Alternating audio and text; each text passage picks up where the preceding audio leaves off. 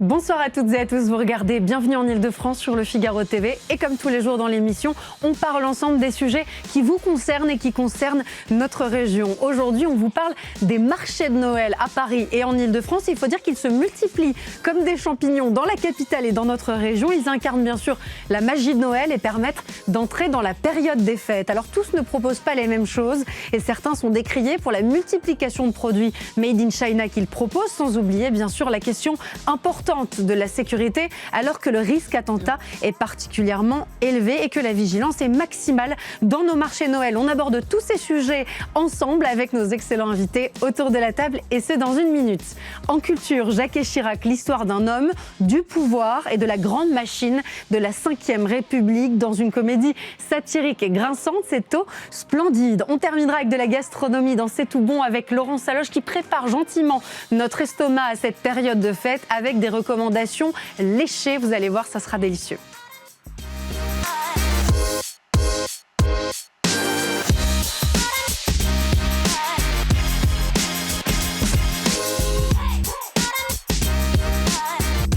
Rien que dans le 20e arrondissement de Paris, on dénombre pas moins d'une vingtaine de marchés de Noël. À la Défense, 300 petites maisonnées viennent illuminer le quartier d'affaires, sans oublier le plus charmant, face à Notre-Dame de Paris, qui défend le Made in France. Derrière cette féerie de Noël, des enjeux commerciaux, des enjeux de souveraineté et puis bien sûr de sécurité dont on parle avec nos invités autour de la table. Muriel Bourreau, merci beaucoup d'être avec nous. Bonjour. Vous êtes conseillère régionale Île-de-France en charge de l'artisanat et de la gastronomie.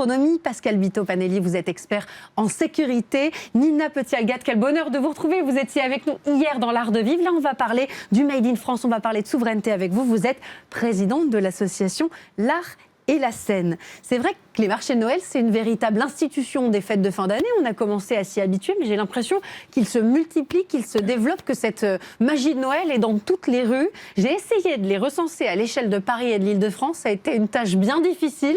Je dois dire que je n'ai pas réussi. Il y en a à peu près combien ? Si vous avez réussi, je veux bien, parce que moi non plus, je n'ai pas réussi. C'est impressionnant dans le nombre de marchés de Noël. Et depuis plusieurs années, effectivement, on en recense de plus en plus dans les plus petits villages d'Île-de-France, et je dirais peut-être de France aussi. Et donc c'est un vrai plaisir, et tant mieux parce qu'on a de plus en plus d'artisans qui sont représentés, d'artisans franciliens pour ma part, que je mets en avant. Et c'est vrai que c'est un vrai plaisir et toujours de nouvelles découvertes. Qu'est-ce qui plaît ? Comment est-ce que vous expliquez ce succès ? Alors, qu'est-ce qui plaît ? C'est la proximité, de pouvoir parler avec la personne qui a fabriqué la pièce unique. C'est vrai que c'est de plus en plus rare. J'ai entendu que vous veniez de retrouver... Notre-Dame et du coup, j'en viens. J'étais à Notre-Dame il y a encore 2 heures de ça, donc j'ai pu échanger avec des artisans qui n'étaient pas toujours franciliens, mais en tous les cas des artisans tout de même. Et j'ai eu un vrai plaisir de voir des pièces uniques et je crois que c'est ce qu'on recherche maintenant. Oui, à Notre-Dame, on a des artisans qui viennent de Paris, qui ont le label fabriqué à Paris, certains qui viennent de la banlieue, de la province et puis jusqu'au sud-ouest.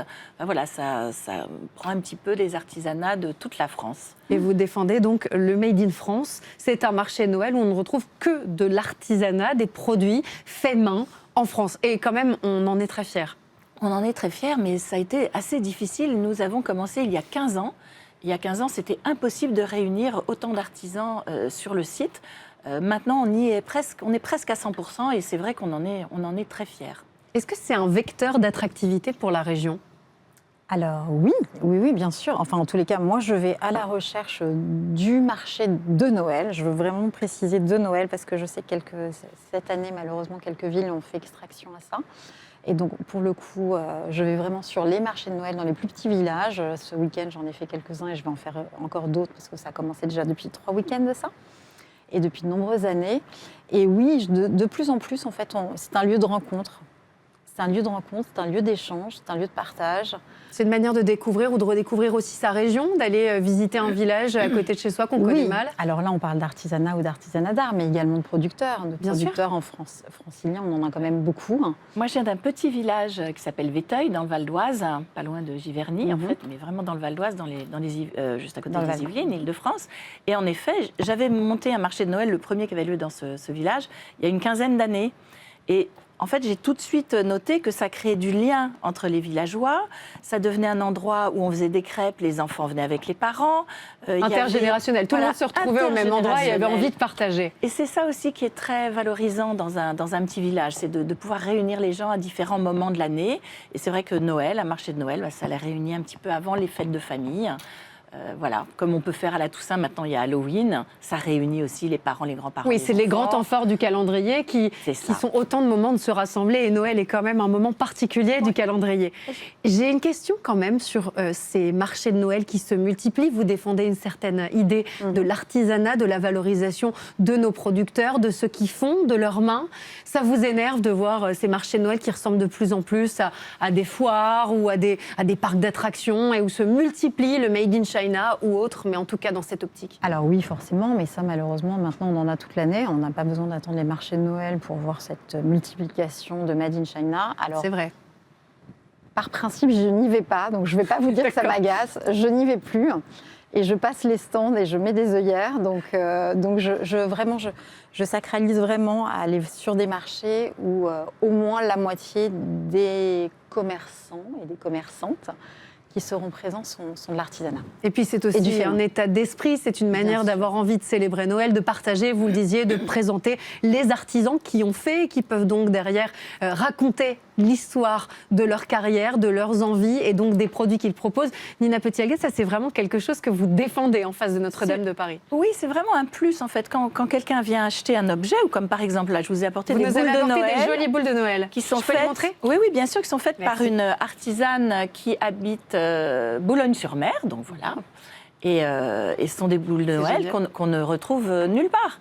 Hein, c'est elle qui a mis au point ce système, et elles sont uniques, voilà. Donc c'est vrai qu'il y a un petit plus. Et en plus, quand vous achetez le produit, elle va vous expliquer comment elle fait. S'il y a des enfants, elle va permettre aussi aux jeunes de se saisir de l'artisanat, de comprendre ce que c'est que de faire avec ses mains. Peut-être de créer des vocations. Mais qui sait, bien sûr. En tout cas, d'échanger. C'est aussi comme ça qu'on apprend. Bien sûr, on l'a vu avec Notre-Dame de Paris. Vous savez de quoi je parle, vous êtes juste en face. On est juste en face, oui. Et c'est aussi comme ça qu'on apprend à éduquer l'œil des enfants aussi, à voir les belles choses. Mais oui, c'est important, je crois. On parlera tout à l'heure de l'attractivité de la région, de l'attractivité touristique, mais j'aimerais qu'on parle aussi des enjeux de sécurité.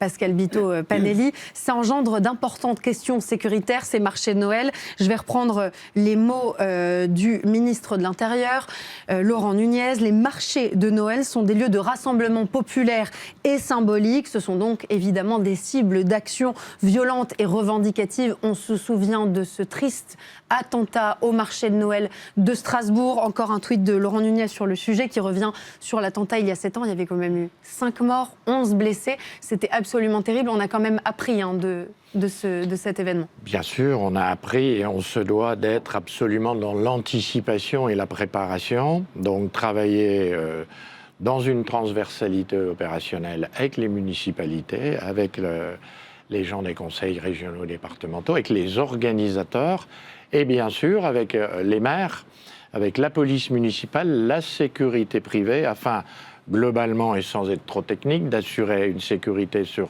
la périphérie, sur la périmétrie et dans les volumes, c'est-à-dire à l'intérieur même des marchés de Noël. Vous savez comment j'ai compris cette histoire de sécurité périphérique grâce au drame du Louvre et à ce fameux Tout casque. à fait. Vous nous l'aviez expliqué de manière très claire en plateau. Donc on a une double question de sécurisation à porter aux abords et puis en effet de manière plus rapprochée. Et on sait que ce n'est pas des lieux faciles à sécuriser. Alors, ce n'est pas des lieux faciles à sécuriser. Chaque marché est un peu comme dans l'ordre public, un cas d'espèce. Il y a de la densité, il y a de la foule. On peut être ciblé, vous l'avez dit tout à l'heure, on est sur un haut niveau de menace.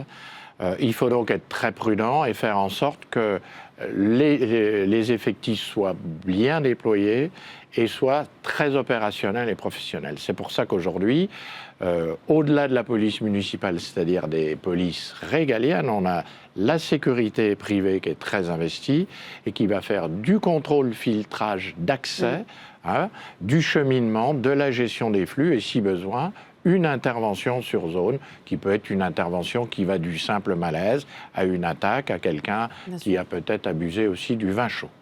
C'est pas évident parce que tout le monde a des sacs de course, a des sacs à dos, les touristes ont tout un attirail avec eux. On imagine que c'est autant de sujets. En plus, on a nos manteaux d'hiver, c'est vrai, qui commencent à faire de plus en plus froid. Et donc, on imagine que c'est autant de questions qui se posent pour ceux qui sont chargés de nous protéger. Je me mets à leur place, ça doit pas être évident quand même. Alors, il y a un certain nombre de choses à prendre en compte. C'est vrai. Alors, c'est pas évident. Donc, contrôle visuel des sacs, ouverture des sacs, on retire les objets dangereux. S'il faut, on interdit, parce qu'il y a des gens qui insistent.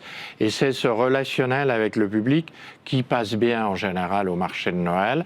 Mais savoir préserver l'équilibre entre la sécurité et puis, bien sûr, le côté festif et symbolique. Pas casser les pieds aux gens et tout bunkeriser. Comment ça se passe au marché de Noël de Notre-Dame de Paris? Puisqu'en plus, là, il y a une double menace, double symbole. Le symbole, évidemment, de Notre-Dame de Paris, bien en sûr. Plus de ce marché de Noël et les symboles qui vont avec. Tout à fait. Alors, on a une configuration un petit peu particulière parce que nous sommes à l'intérieur d'un square qui est assez petit, en fait, avec des hautes grilles et quelques entrées. Donc, on ne peut pas accueillir énormément de monde dans ce marché de Noël. Il est quand même un petit peu confidentiel. Mais, en effet, on filtre visuellement. On a un vigile le jour, on a un maître chien la nuit. Et voilà, tout ça est assez bien, j'espère, sécurisé. Après, j'ai personnellement sensibilisé chaque exposant depuis plusieurs années à être hyper attentif, à avoir mon téléphone, me prévenir ou prévenir le vigile dès qu'il voit quelque chose d'un petit peu anormal. Et c'est vrai que je passe mon temps, moi, personnellement, à faire quasiment de la sécurité. C'est-à-dire que je sors les petites jeunes filles qui font signer des papiers et qui font les poches des touristes. J'empêche certaines personnes, je les dissuade de rentrer ou alors je les suis du regard et je les suis également jusqu'à ce qu'ils soient sortis. Voilà, moi, je fais personnellement de la sécurité. Pascal Bito-Panelli veut vous embaucher. Je vais vous recruter, c'est ce que j'allais dire. Alors oui, parce que là, on parle évidemment du risque attentat. On ne peut pas oublier cet attentat à Strasbourg et on ne peut pas oublier cette menace terroriste qui est particulièrement élevée et qui nous oblige à une vigilance maximale. Mais c'est vrai, il y a aussi cette sécurité du quotidien, Pascal Bito-Panelli, qui est très importante à prendre en compte. Bien sûr, oui, à prendre en compte, surtout que quand on a beaucoup de flux, on a beaucoup de gens que ça peut attirer et qui profitent de tout ça, cette compression, cette saturation. Les agents de sécurité qui doivent aussi gérer les flux. Et c'est très bien que les organisatrices, en l'espèce, pratiquent, répandent ce vecteur de la vigilance citoyenne. Il faut qu'aujourd'hui, tous les participants, surtout quand ils sont sur des événements symboliques, soient attentifs sans être parano. C'est très important. N'hésite pas à signaler quelque chose qui peut leur sembler comme suspect ou particulier. J'aimerais qu'on écoute rapidement le maire d'Eguisheim, c'est une commune en Alsace, qui a parlé des nécessaires entraînements à ces attentats pour se prémunir de tous les risques. Je vous propose qu'on l'écoute. Le pire qui puisse nous arriver, c'est justement d'avoir un attentat.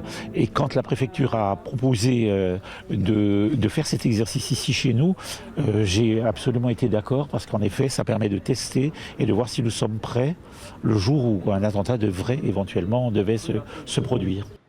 Pascal Bito-Panelli, là on voit bien ce difficile équilibre et vous en parliez tout à l'heure, il ne faut pas gâcher la magie de Noël, on célèbre un moment de festivité, un moment où on se retrouve, où on se rencontre, dans un moment de convivialité et en même temps on a cette menace attentat qui plane et cette nécessité d'être toujours vigilant. Comment est-ce qu'on trouve le juste équilibre? Il faut être bien préparé. Toujours vigilant. Alors c'est vrai que ces répétitions en réel sont très importantes parce qu'elles permettent d'avoir des automatismes, surtout pour les maires. On voit qu'aujourd'hui les maires, moi je les entends parler ou je fais des plateaux avec eux, ils sont devenus pros en sécurité. Tellement on est dans une époque où on doit prendre cette dimension en compte. Donc, ne pas être anxiogène et être efficace, c'est là les difficultés. Et c'est ce que je vous disais, la nécessaire très bonne synchronisation entre les forces différentes. Police nationale, police municipale, sécurité privée, avec des élus, des organisateurs qui sont en étroite collaboration, qui se parlent, qui sont sur zone, qui sont présents. Et globalement, ça se passe bien en restant très vigilant. Justement, jusqu'ici, est-ce qu'on a une idée un petit peu de l'état de la menace? Est-ce que finalement elle est moins élevée que prévu? Est-ce que le pire est devant nous? Avec quand même, on approche de plus en plus évidemment du 24 décembre et donc de ces festivités de Noël. Comment est-ce qu'on évalue l'état de la menace? Écoutez, pour vous résumer en une phrase, les voyants sont toujours au rouge. Il faut rester extrêmement vigilant. D'accord, on reste donc vigilant. Oui. Muriel Bourreau, c'est quelque chose qu'on garde en tête quand on est élu, quand on travaille pour la région et donc derrière pour que tout se passe bien évidemment dans ces communes et dans l'organisation de ces moments de festivité. Alors forcément, après, je ne vous dis pas que je fais la tournée des marchés de Noël en ayant cette crainte de me dire est-ce qu'il va se passer quelque chose. Et heureusement, comme vous le dites, la région a largement accompagné et accompagne encore les villes qui ont voulu s'équiper. Alors pas particulièrement sur le marché de Noël, ça se fait tout au long de l'année. C'est une dynamique globale, oui. Donc je ne sais pas comment vous avez été accompagné sur ce marché, mais en général, il faut savoir qu'on a un fort dispositif sur l'accompagnement, sur la vidéoprotection, sur l'accompagnement de la police municipale, sur les équipements. Donc je pense qu'on est bien présent. Et c'est pour ça peut-être que je me sens en sécurité quand je fais ces marchés de Noël. Alors nous, on a beaucoup en effet de police municipale qui tournent beaucoup plus qu'il y a 3 ou 4 ans. D'accord. Vraiment, vous le constatez de manière extrêmement concrète. Ah oui. 3 à 4 fois par jour, voire plus. Je les vois tourner, ils font le tour du marché de Noël, ils regardent devant les stands, derrière, enfin voilà, ils sont présents. Ça, c'est une manière de dissuader aussi. C'est une manière de dissuader et de rassurer aussi. Les gens, en général, sont très contents de voir du bleu, entre guillemets. Et la nouveauté aussi, c'est que les maires et les villes savent de plus en plus s'équiper d'un mobilier urbain de sécurité, des plots pour éviter les voitures béliers, etc.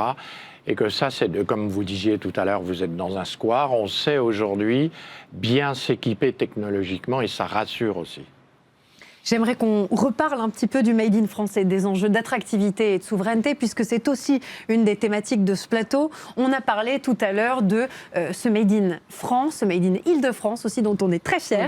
4% des jouets seulement sont Made in France aujourd'hui. On sort du salon d'une Made in France, on a eu des séquences assez cocorico, et pour autant, on l'a vu avec Shein, on l'a vu aussi avec Black Sheep, c'est jamais gagné, hein, le combat contre les géants et les plateformes. Comment est-ce qu'aujourd'hui, on porte l'artisanat? Comment est-ce qu'on dit aujourd'hui, on envoie un message positif et qu'on dit aux citoyens, à nos concitoyens, bah écoutez, aujourd'hui on vous propose des produits de qualité, derrière il y a des gens passionnés. Comment est-ce qu'on véhicule ces messages? Alors moi, le premier message, ce dont je parle le plus souvent, c'est arrêtons la surconsommation. Allons vers la qualité. Enfin, déjà, ça commencera à répondre aux premières questions. Est-ce qu'on est obligé d'avoir 20 paquets au pied du sapin? Est-ce que, effectivement, quand on parle à des enfants, on a toujours des logos, des marques où les artisans d'art ne peuvent pas rivaliser.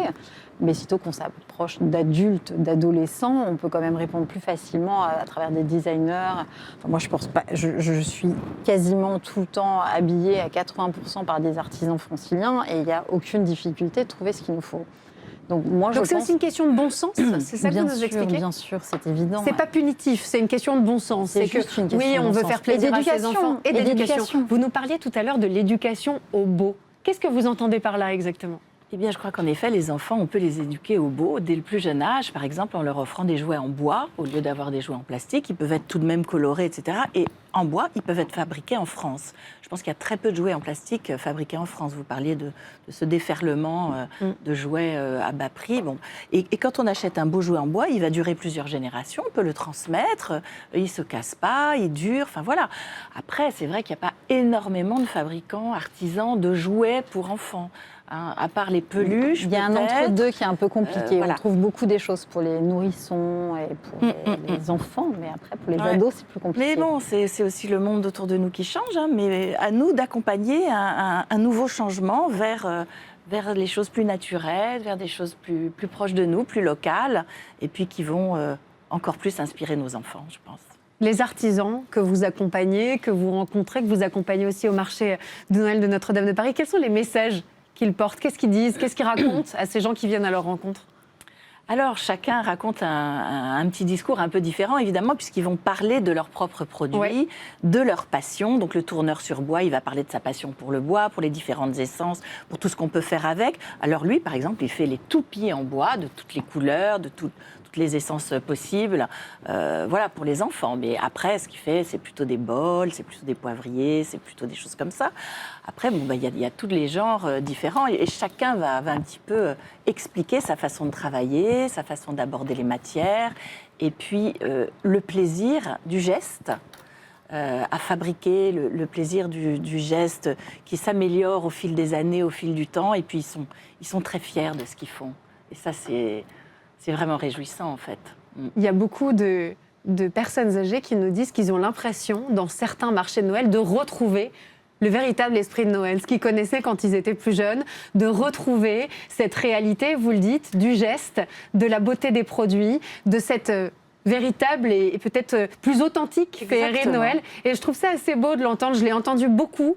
J'ai fait mon petit micro-trottoir personnel et je me suis rendu compte que ça revenait très souvent. Ouais, c'est ce que j'allais dire. C'est l'authenticité, en fait. Quelque chose de vraiment français. Puisqu'en fait, quand on va à la Défense, vous le citiez tout à l'heure, ou bien aux Tuileries. Les Tuileries, pour moi, c'est pas un marché de Noël, c'est une fête foraine de Noël. Et j'ai beaucoup de clients qui viennent sur le marché de Noël de Notre-Dame et qui disent « Oh là là, on était déçus aux Tuileries ». Et je leur dis « Mais vous êtes déçus parce que vous attendiez un marché de Noël.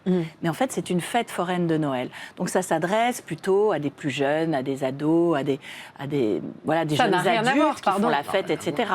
Et ça n'a rien à voir. Nous, c'est vraiment un petit marché de Noël qui est comme un événement avec une déco au milieu. C'est un événement de quartier. Voilà, c'est un petit événement de quartier, et puis qui a une portée un petit peu plus lointaine que le quartier. Bien sûr, on a avec la proximité avec des touristes du monde entier. Voilà. Justement, vis-à-vis de ces touristes du monde entier qui découvrent la France, qui découvrent notre manière de célébrer Noël, qui sont très souvent émerveillés, il faut bien dire, par les vitrines de nos grands magasins et notre capacité à mettre de très belles illuminations partout dans nos villes.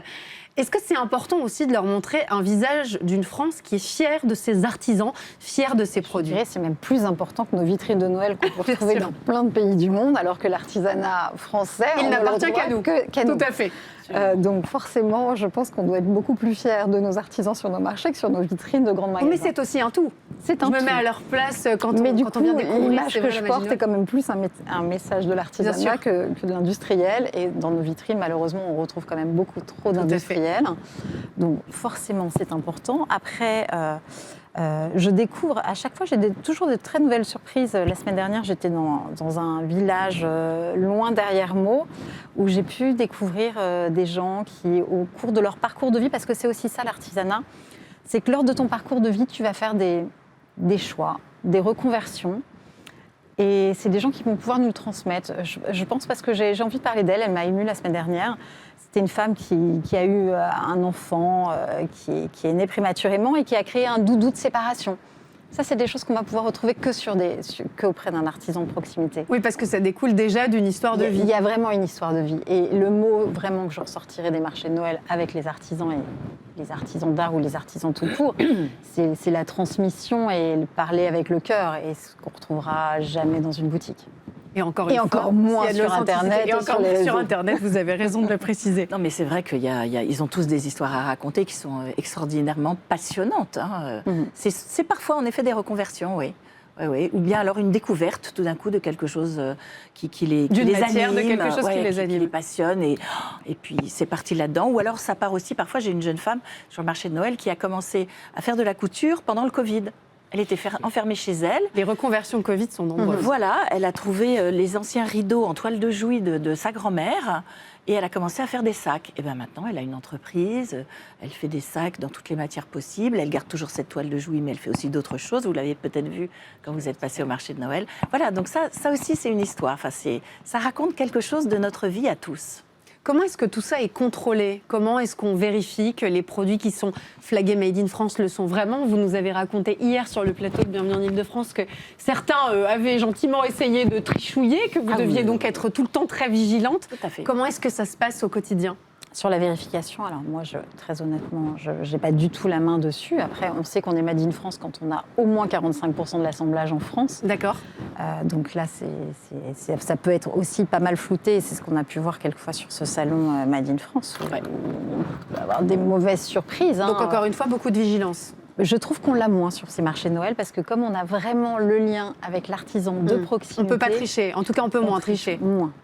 Voilà, alors moi j'ai des artisans qui viennent de toute la France, hein, donc c'est un petit peu plus difficile. Ça vous demande des vérifications. Mais je vérifie, absolument. D'abord, j'ai beaucoup voyagé dans le monde entier, dans mon précédent métier, donc je connais l'artisanat de l'Indonésie, de la Thaïlande, de l'Afrique, etc. Donc partout on fait de l'artisanat et je vois tout de suite, je repère tout de suite quand on m'apporte des choses, je dis ah ben non, ça c'est fait à Bali, ah non, c'est moi qui le fais dans mon atelier, je dis ok, bon bah vous allez me présenter votre atelier, puis en fait voilà, cette présentation n'arrive jamais.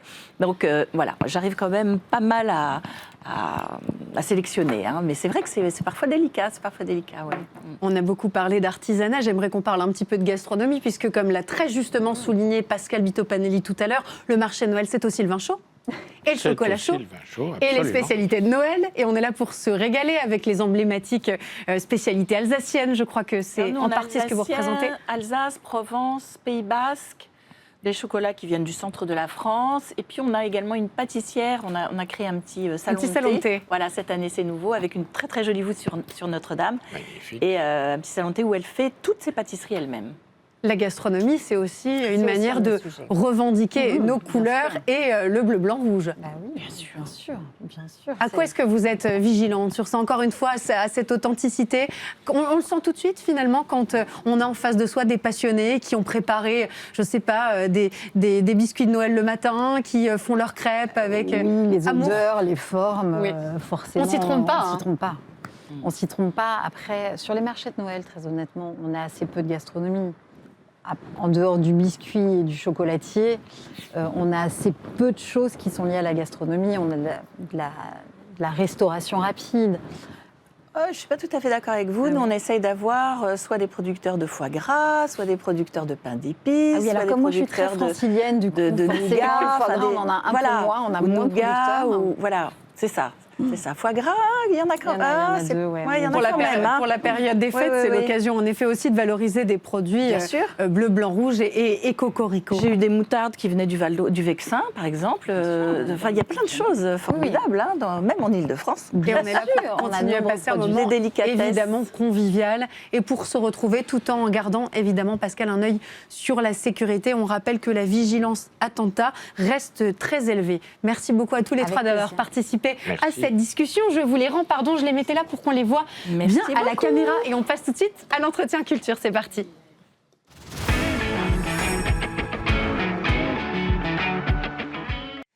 Il y a le Jacques que l'on connaît et le Chirac de l'ombre. Telle est la promesse de Jacques et Chirac, jouée jusqu'au 11 mars 2026 au Théâtre du Splendide. Après un franc succès auprès des spectateurs, une comédie grinçante sur le pouvoir et les grands mensonges de la République dont on parle avec vous. Régis Lachaud, vous êtes auteur et comédien. Vous êtes accompagné de Charlotte Zoto, comédienne. On est ravis de vous recevoir tous les deux. Jacques Chirac, c'est tout un programme. Et le personnage, et l'homme politique, et puis le contexte, évidemment. Pourquoi s'être attaqué à lui ?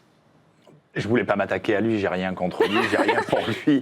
Le pauvre, laissons-le en paix. Et puis comme dit Appiah, c'est le 5e président de la 5e République, c'est un maillon dans la chaîne. Donc il est pris dans ce spectacle comme un maillon. Et puis comme je voulais parler surtout de la France-Afrique, et c'est un sujet qui est très peu abordé, qui concerne notre République, qui est à l'origine de notre République, et c'était le meilleur prétexte pour faire un spectacle drôle, c'est de mettre Chirac au milieu, qui en plus a suivi tous les dossiers de la 5e République, depuis tout petit quasiment, avec Tonton Dassault, et jusqu'à 2007, à sa dernière échéance. Donc voilà, parler de ça, d'un sujet assez grave, à travers un personnage qui est un personnage de théâtre. Est-ce que c'est intimidant de s'attaquer à Jacques Chirac ? Au début, oui. Au début, oui, j'étais pas sûr. Moi, j'ai écrit, j'étais pas sûr de vouloir jouer le rôle parce qu'il y a beaucoup d'attentes chez les spectateurs. Énormément. On peut se dire... On a tous une image de Jacques Chirac. On a tous une image. Alors, quand on s'attaque, avant, j'avais fait des personnages pas connus, inventés, fictifs, que j'avais écrits. Mais là, on se dit, je vais me prendre des volets de Boisvert, mais c'est pas Chirac. Enfin, les gens, ils s'attendent, il y a une grosse attente. En plus, il est sympa, donc il fallait que je sois sympa. Donc, c'est tout un travail. Ça, c'est du boulot. Je sais pas, je suis pas un mec sympa, comme disait Louise Attaque. En général, quand on le dit, c'est l'inverse. Quelle est l'image que vous aviez de Jacques Chirac, si vous deviez le résumer en quelques mots, avant d'être comédienne dans cette pièce ? Alors, moi, j'avais l'image que je voyais à la télé de Jacques Chirac, donc le mec sympa, qui serre des mains, un peu maladroit, avec sa femme, très maladroit même. On se demandait s'il n'était pas extrêmement infidèle, d'ailleurs, parce qu'il draguait quand même. Enfin, moi, j'avais les images qu'on voyait avec Chirac qui drague à côté, pendant qu'il y a sa femme Bernadette qui fait une tête pas possible à côté. Voilà, oui, tout à fait. Ça, il est presque mort. Le Chirac qui n'arrive pas à dire les noms des footballeurs. fleurs. Enfin, moi, c'était le côté maladroit, charismatique et très proche du peuple. Et Charlotte a été notre référence, comme elle n'est pas de notre génération avec Marc, moi quand j'ai écrit, donc évidemment elle n'est pas de ma génération, donc quand j'écrivais, quand on a écrit, c'est notre référence pour voir si tout était clair pour elle. Il ne fallait pas qu'il y ait de private joke pour ma génération, il fallait donc on lui demandait ça par exemple, ça te parle, quand Marc dit, c'était en 81, bonsoir, quand Giscard fait bonsoir, ouais mais je l'ai vu ça, le truc des... Alors des fois j'étais très étonné qu'elle connaisse des choses. Mais et donc c'est notre référence jeunesse. Enfin jeunesse. Oui, il faut le dire. Il n'est plus d'une grande jeunesse, mais. Jeunesse, référence pour savoir ce qui n'est aucune référence qui ne soit pas connue du jeune public, quoi. Alors on le dit parce que c'est important. On est quand même très loin d'une biographie traditionnelle. Ouais. C'est une approche qui est plus audacieuse, un peu plus clivante aussi, qui use des codes de l'humour pour nous permettre de comprendre les codes de la Ve République et puis ce fameux dossier France-Afrique. C'est pas pour autant une pièce à charge contre Jacques Chirac et c'est important de le dire. C'est important de le dire et je vous remercie de le dire parce que la pièce soulève des débats, c'est pour ça qu'elle est écrite. On est là pour réfléchir, s'amuser aussi beaucoup. Bien sûr, non, le principal c'est de se divertir. C'est de rire au théâtre, enfin moi c'est ma vision du théâtre, c'est de rire, de se divertir en apprenant des choses, en essayant de faire des choses pas trop stupides. Et là, c'était quoi la question en fait? J'ai commencé sur un truc, j'ai complètement oublié. De nous parler des rouages de la Ve République, de ce dossier France-Afrique. Donc en fait, c'est quand même une thématique très sérieuse. Il y a un fil rouge qui est là, et puis il est nourri évidemment par l'histoire du personnage, par ce qu'incarne ce président de la République, par ces dossiers qui ponctuent. Et en même temps, il y a quelque chose d'assez... je disais tout à l'heure, c'est une comédie satirique, on est là pour se marrer. Vous jouez sur les codes de l'humour, mais c'est pas à charge. Voilà, c'est pas à charge. C'était ça le mot qu'on nous a souvent sorti et qu'il y a un débat, on dit franchement c'est à charge. Et puis après, un directeur de théâtre nous avait dit ça, c'est à charge. Et 2 jours après, il revenait à la charge pour dire non, en fait c'est bien, je vais prendre cette pièce, quoi. Et c'était donc il y a des débats, d'autres qui disent, ou des critiques qui disent Régis, il reste quand même sympa ton Chirac, malgré tout, enfin on dirait, et d'autres qui disent c'est à charge. Donc c'est vraiment, et ça je suis content qu'il n'y ait pas, que l'un ne l'emporte pas sur l'autre. Voilà, c'est que ce soit tout à la fois à charge. Et d'ailleurs, vous vous êtes beaucoup documenté pour nourrir aussi cette pièce avec de nombreux éléments. Même les spécialistes de Chirac apprennent des choses, parce que c'est effacé de toutes les biographies officielles, la fonction et le métier du père, que je ne vais pas dévoiler ici pour pas... Oui, on ne spoile pas, bien sûr. On ne spoile pas, surtout ici. En plus, sur le métier du père, et c'était assez étonnant quand même de découvrir ça, de se dire, mais c'est dans aucune biographie, alors que c'est ce qui a été à la construction de sa carrière politique. Hein. Oui, il y a eu de la documentation, surtout sur les bouquins sur la France-Afrique, qui sont plutôt placés dans des rayons, faut pas trop les voir, quoi. Est-ce que c'est important de bien comprendre l'homme pour comprendre le personnage politique ensuite? Alors, moi, je pense que oui. Surtout pour Régis qui incarne Chirac. Je pense que ça... alors là, réussir à rentrer dans le personnage. Ah bah oui, c'est quand même... parce qu'il faut savoir qu'on est 3 sur le plateau. On est 2 comédiens à jouer une vingtaine de personnages. Oui. Régis joue Chirac du début à la fin. Donc, et toi, tu joues? Moi, je joue plusieurs personnages. Marie-France Garot, qui était la conseillère de l'ombre de Chirac, que je ne connaissais pas, pour le coup. Que vous avez découvert. Que j'ai découvert. Il y a plusieurs personnages. Pierre Juillet, Claude Chirac, Bernadette, plein de personnages. Il faut le faire quand même pour jouer à 2, une vingtaine de personnages. Ils sont très forts. On va vite. C'est incroyable. Ça va vite. C'est assez incroyable. Ils sont épatants parce qu'il y a une machinerie derrière. En plus, ça va de ça. Pourquoi ce choix? Parce que justement, on voulait montrer qu'il y avait une panoplie de personnages qui ont entouré l'homme et qui ont apporter des petites touches. Il fallait choisir, parce qu'il faut que le spectacle dure 1h25, il va à 200 à l'heure. Il faut du rythme. Il faut du rythme, parce qu'il y a beaucoup de choses. Et c'est aussi l'enjeu du metteur en scène qui n'a pas pu être là. Il veut du rythme, il veut de la vidéo, il veut de la magie, il veut pas que ça s'arrête. Il faut que ce soit clair aussi. Et puis dans l'enjeu de ce que vous disiez, pour connaître le personnage, oui, souvent, même on me disait à moi, pour dire, je n'étais pas très fan de Chirac, mais des fois, on me disait, mais Régis, dans ce que tu as écrit, c'est super sympa, quoi, quand même. D'accord, je vais réécrire. Ok, donc, je recommence. Donnez-moi 2 minutes, ça sera beaucoup plus vache. Oui, pour ce qui était de la question que vous avez posée à Charlotte, oui, c'était important de savoir où je voulais en venir. Bon, ça se voyait en lisant le texte, mais des fois, il me rappelait, arrête, c'est trop sympa, ça, quand même, encore, parce que moi... Je te rappelle le dossier sous la table. J'étais tenté de vouloir faire des trucs sympas aussi, parce que c'est rigolo, etc. Et puis parce que c'est un personnage, et on va y revenir, qui est éminemment sympathique. Ah oui. En tout cas, que les gens ont identifié comme étant extrêmement sympathique. Comment on devient Jacques Chirac sans tomber dans une imitation grossière? Bah, ça, c'est le talent du metteur en scène qui est aussi directeur d'acteur. Non, mais du comédien, hein, pardon, quand même. Oui, mais il y a de grands comédiens que j'ai vus qui ont fait un Chirac qui était caricatural, Oui. qui ont été mal dirigés, parce que peut-être on ne peut pas les diriger, ils sont tellement bons qu'on ne peut pas les diriger, qui décident de faire cette caricature. On a tous envie de commencer, mes chers compatriotes, camarades, ce soir, 17 mai 1995. Et là, il faut se forcer à ne pas le faire. Ainsi, si vous le voulez, non, Régis, tu arrêtes. Si vous le voulez, on ne le fait pas. Il le faisait peut-être, mais des fois, le vrai n'est pas le plus vraisemblable. Donc, on enlève, si vous le voulez. Voilà, donc surtout sur votre discours.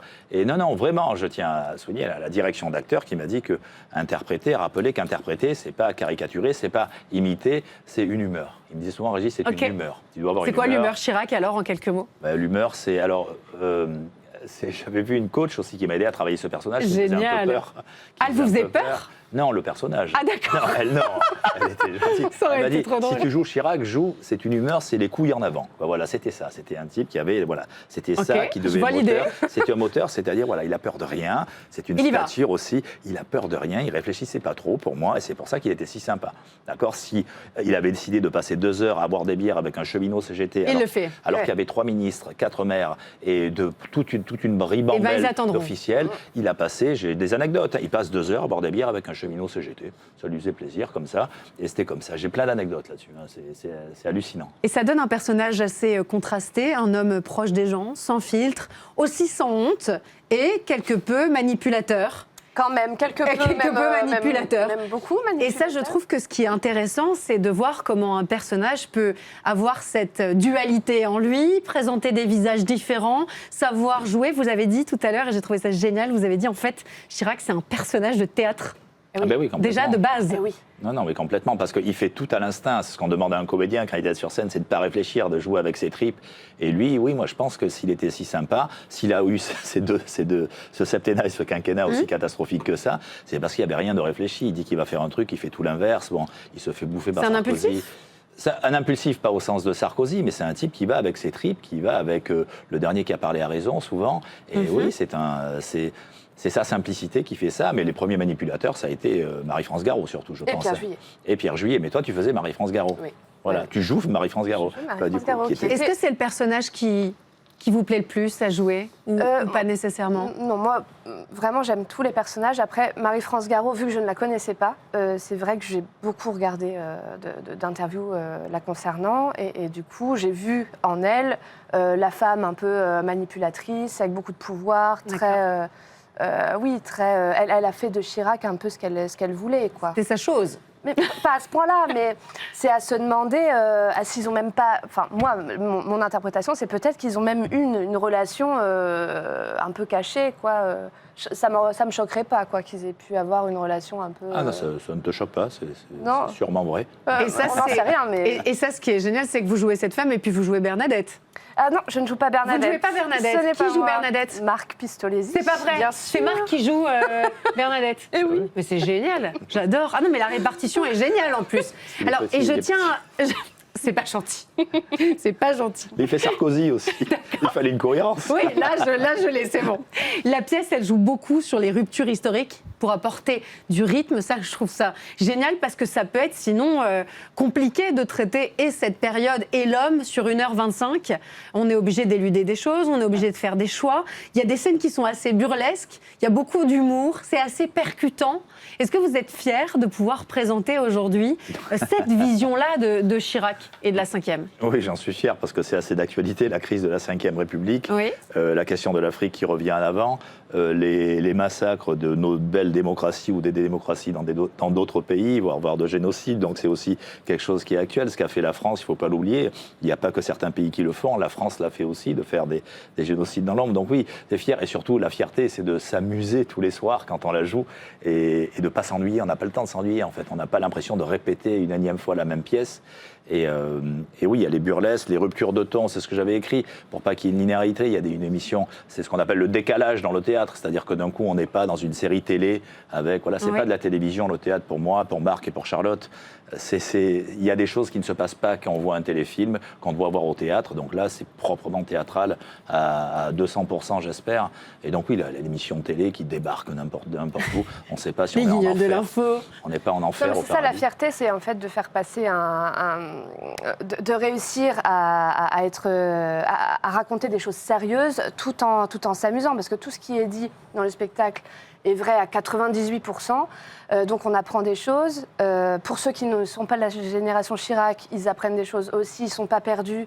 Ça reste ludique, populaire. Et donc c'est ça la fierté, je trouve, c'est de parler d'histoire tout en rendant le propos accessible et populaire et drôle. Il y a une spectatrice qui m'a envoyé un message la semaine dernière, elle m'a dit « Je suis venue avec ma mère et ma fille, 3 générations très heureuses. » Oh, ça c'est génial, ouais, réunir beau, au théâtre là, le pari 3 est gagné. générations. Ouais. Oui, le Tout pari à est fait. gagné. Et quels que soient les bords politiques aussi, on en parlait, c'est que voilà, qu'on disait pour à charge, pas à charge, c'est que voilà, quels que soient les bords politiques. Et quand on jouait à Paris, quand on joue pendant les vacances à Paris, il y a des Corréziens qui viennent à Paris. Donc les Corréziens qui viennent à Paris, quand ils voient une pièce sur Chirac, bon, on y va, chérie, on y va, loulou. Ils sont acquis. Et certains, ils sont acquis. Bon, ils sortent de la pièce en se disant, mais c'était bien.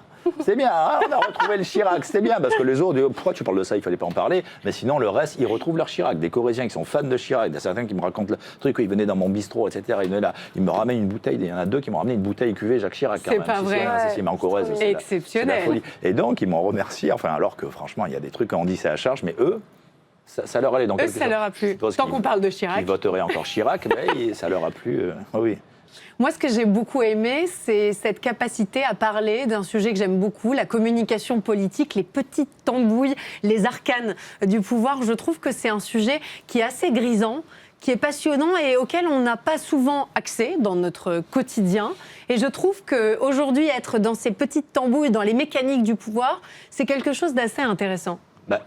Oui, enfin, j'ai pas trop voulu qu'on s'attarde sur.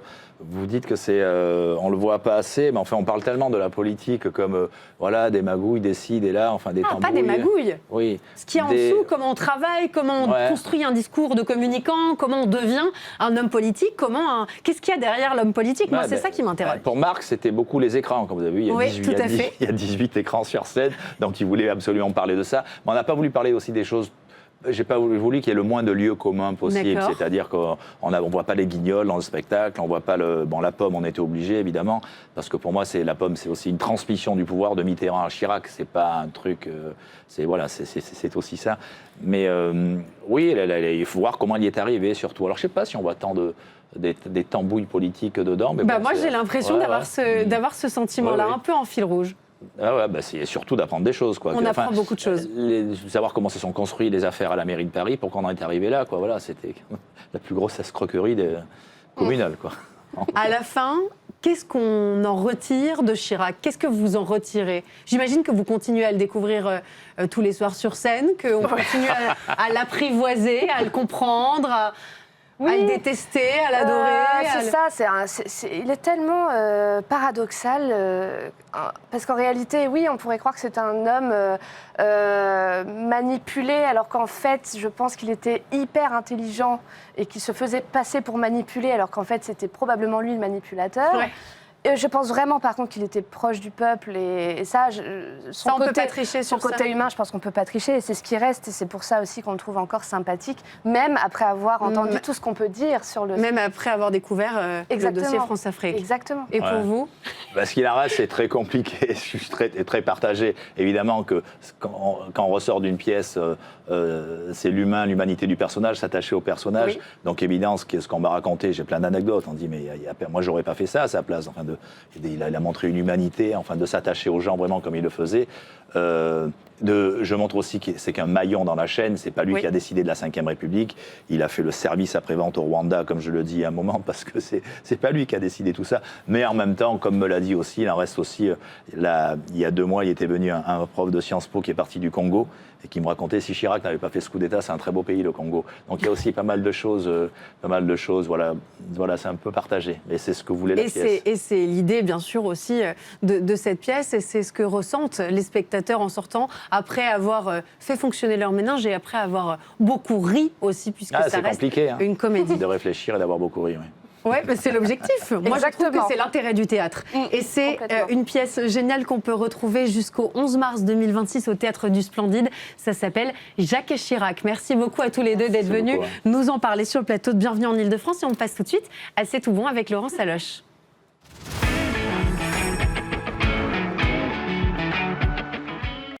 À une dizaine de jours du réveillon, Laurent Saloche a choisi de continuer à nous faire manger parce qu'on s'entraîne là, Laurence. Oui, mais on monte en puissance. Alors, mais on va continuer à préparer le terrain, mais surtout, je vous ai trouvé 3 tables qui ne coûtent pas trop cher. Ah, vous avez... C'est ça, mathématique. Oui, j'ai bien compris. C'est moins de 30 €. Moins de 30 €, oui. Et ça vous a séduit, et c'est le plus important. On va parler de ces 3 très belles adresses. On commence par un restaurant italien. Mulino Moulet, c'est dans le 10e arrondissement. Je le dis pas bien? Si, c'est très très bien, mais je ne pouvais pas ne pas commencer cette chronique par une table italienne.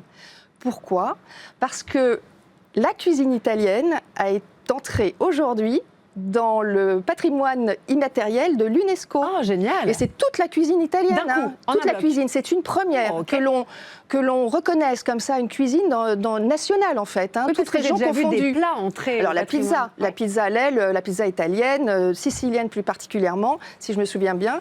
Et nous avons notre repas gastronomique. Mais là, c'est une première dont les Italiens peuvent être très très fiers parce que ça récompense l'état d'esprit d'une cuisine italienne. Le comité d'ailleurs a souligné que c'est une cuisine sur l'intimité à la nourriture, le respect des ingrédients et les moments partagés autour de la table.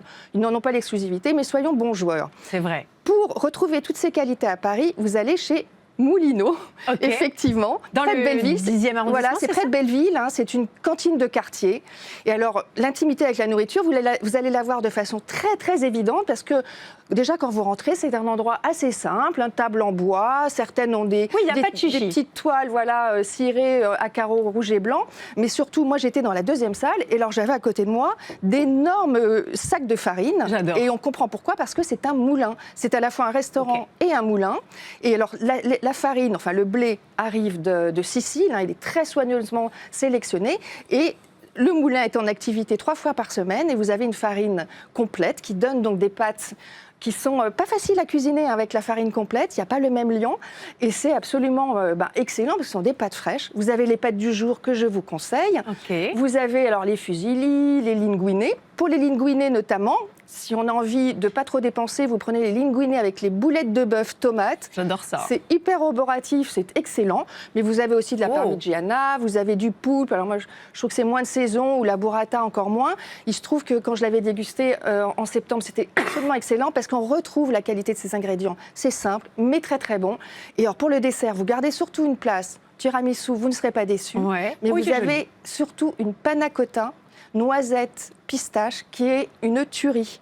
Tuerie parce que vous avez l'air de vous être régalée. Ah mais je me suis régalée parce que je suis pas une folle de panna cotta, je trouve que c'est un peu insipide, mais là la noisette et surtout la pistache, un peu marron, on ne s'inquiète pas de la couleur, c'est pas vert fluo et tant mieux, c'est délicieux. Il y a l'épicerie, vous pouvez acheter votre focaccia, super bonne. La tarte, vous prenez la tarte du jour. Et puis, vous avez aussi une petite vaisselle qui est ravissante, qui est dans les bleus, sicilienne, artisanale. Tout ça à des prix très raisonnables. Franchement, pour moins de 30 €, vous vous régalez. C'est très authentique et je trouve que c'est un bel hommage à cette récompense qu'a reçue la cuisine italienne aujourd'hui. Ça me fait très envie. On voit l'amour du produit et des belles assiettes. On continue avec une autre adresse qui a été reprise par un nouveau propriétaire il y a quelques mois. C'est Vin d'Art, dans le 4e arrondissement de Paris. Alors, où retrouve-t-on de l'art? Dans nos assiettes? Alors, vous l'avez dans l'assiette, ça c'est vrai. Alors, il y en a un peu sur les murs parce qu'en fait, cette enseigne était connue. Elle était la propriété d'un chef japonais qui, lui, faisait des expositions très régulièrement.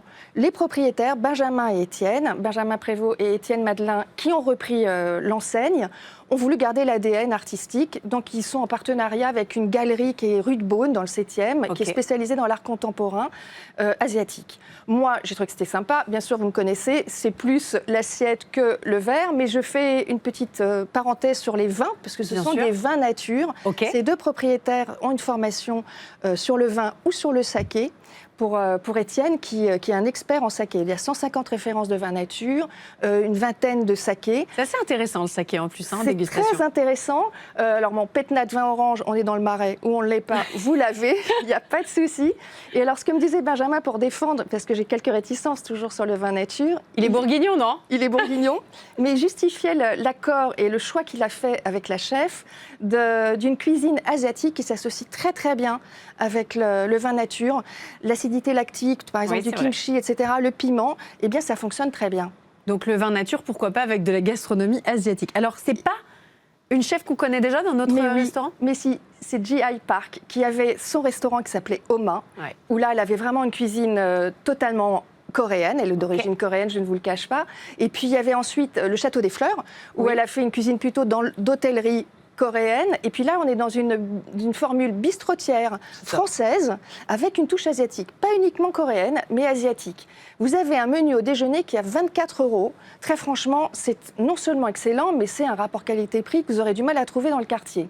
Un exemple pour le menu que j'ai dégusté. Vous aviez des petits poireaux, alors, ravissants, bien travaillés, hein, tout ça est bien présenté, avec de la crème d'avocat, avec de l'algue nori, une mayonnaise, une vinaigrette. Tout ça, vous êtes à la fois sur, j'allais dire, les pieds dans le terroir, mais la tête ailleurs, et les saveurs sont vraiment très équilibrées, bien dosées. Très bonnes. Voilà, bien dosées. Après, filet mignon. Classique pour le coup. Et puis vous finissez avec un cheesecake avec un petit peu d'huile d'olive et c'était très très bon. C'était très bon. Voilà, moi j'adore cette chef pour le talent inouï qu'elle a, sa capacité à s'adapter et ça, faut être très sûr de sa cuisine pour aller sur des terrains comme ça différents.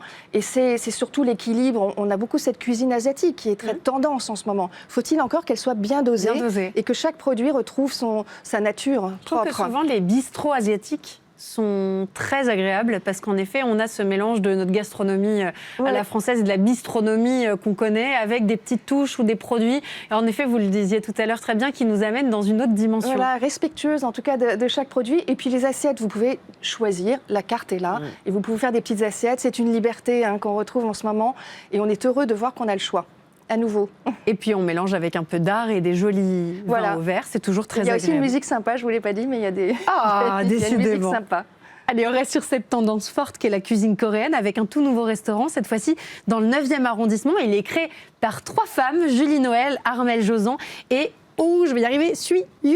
Elle est native de Busan, en Corée du Sud. Exactement, voilà, 3 nanas. Cet établissement, je le connaissais, à l'époque, c'était une ligne de sushi japonaise lambda. D'accord. Et je me suis arrêtée tout à fait fortuitement dans cette enseigne parce que la décoration était hyper sympa. Elles sont stylées, les nanas. Ouais, vraiment, elles changeaient de...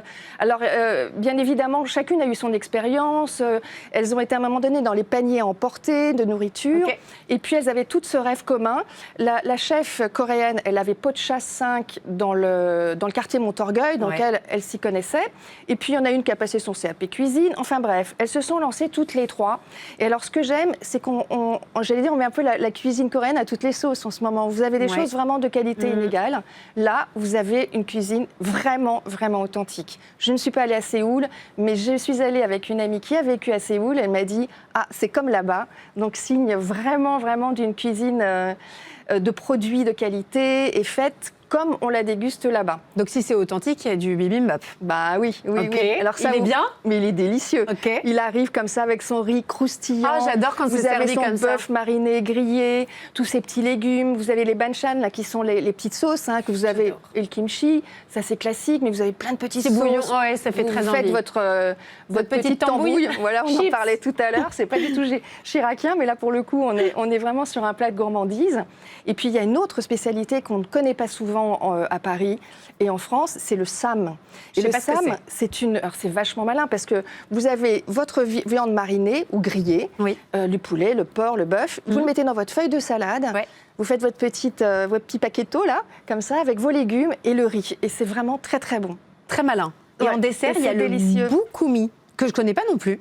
Le bokumi, ce sont ces petits poissons qui sont en forme, ces petits biscuits en forme de poisson. en pâte à mochi. Vous voyez, exactement. D'accord. Pâte à mochi. Et à l'intérieur, pour le coup, là, ils ont mis une pâte de cacahuètes bien ou au gourmand. chocolat. Donc ça, c'est vraiment très gourmand et généreux.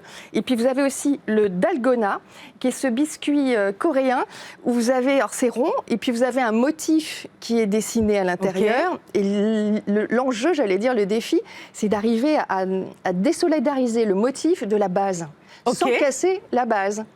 Et ça, peut-être que si vous avez regardé Squid... Ah, mais c'est dans Squid Game. Exactement. Ah, le truc hyper stressant, là, Voilà, il faut tourner hyper autour. stressant. Quelle horreur. Alors moi, j'ai une idée, enfin c'est une idée qui est peut-être un peu saugrenue, mais tout le monde commande un petit biscuit, et puis celui Et on qui fait la échoue, compétition, et celui à la qui fin, il y en échoue a un qui se paye prend une balle dans la l'addition, tête. je Ah non, pense. il paye l'addition. Il paye l'addition. Vous êtes beaucoup plus raisonnable que moi. On continue avec l'art de la table pour finir. Vous vouliez souligner une nouvelle tendance qui se confirme, notamment pour Noël, les fruits et les légumes qui déboulent à table. Là, c'est des vrais trompe-l'œil. Alors, ce sont de vrais trompe-l'œil.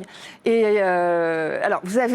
Je vous ai parlé de Ferdi déjà la semaine dernière, feuille d'or, le poulet, la noix, etc. C'est une option. Ensuite, vous avez Jeff Koons et Bernardo qui ont réalisé alors un homard, mais considérable, 99 pièces, 102 000 €. Je vous passe d'accord, oui, toujours la folie. Avec Jeff Koons, l'addition est toujours salée. Ouais, c'est absolument impressionnant. Et pour être beaucoup plus raisonnable, je vous propose de la faïencerie La Malicorne. On est dans la Sarthe.